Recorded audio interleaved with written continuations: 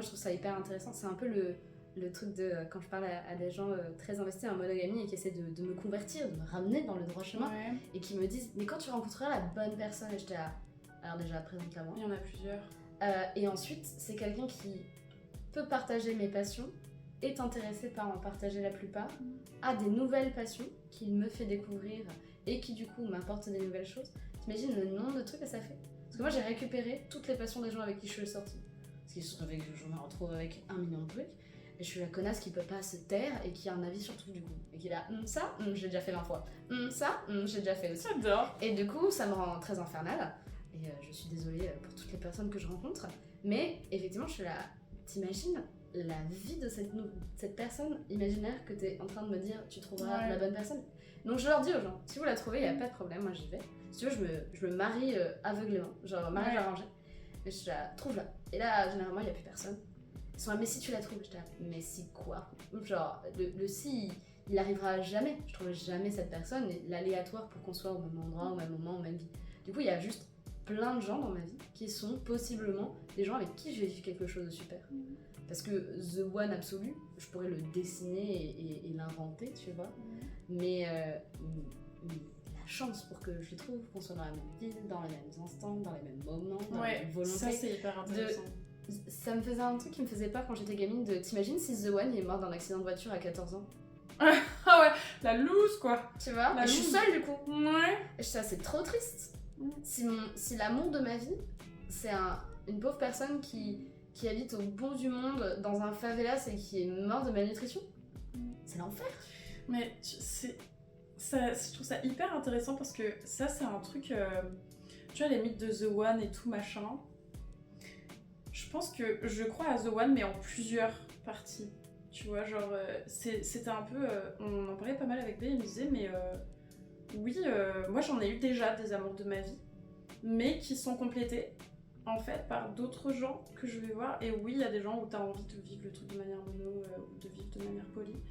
Et c'est pour ça que moi j'ai pas de mal sur certaines relations à dire c'est l'amour de ma vie, tu vois, parce qu'en fait c'est le cas. Et mon côté très romantique, il est en mode j'ai envie de te relationner avec toi jusqu'à la fin de ma vie et tout machin.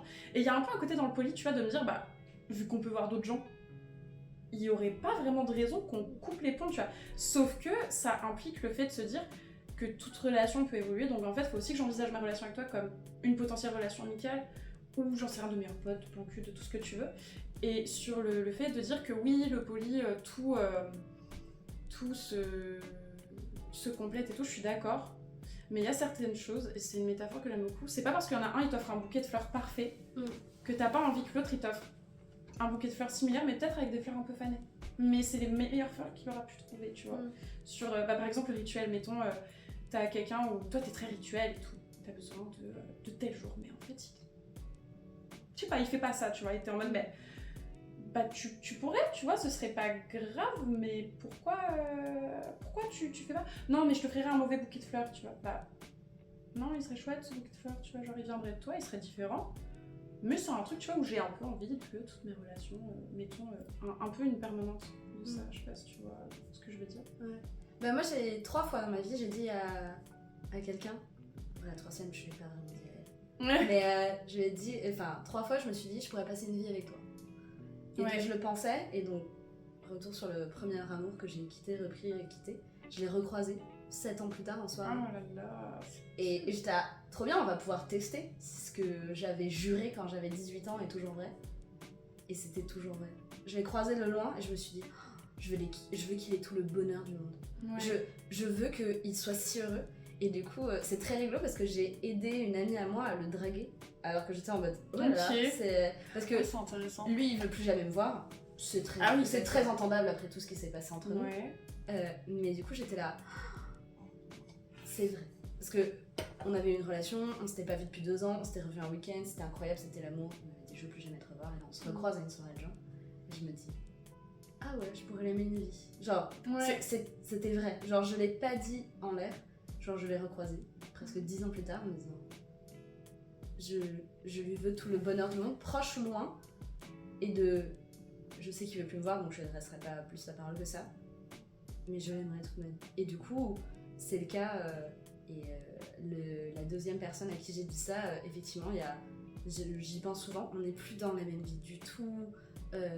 Il est très heureux avec sa meuf, je suis ravie pour lui. On se parle pas plus que ça, mais souvent, j'en rêve.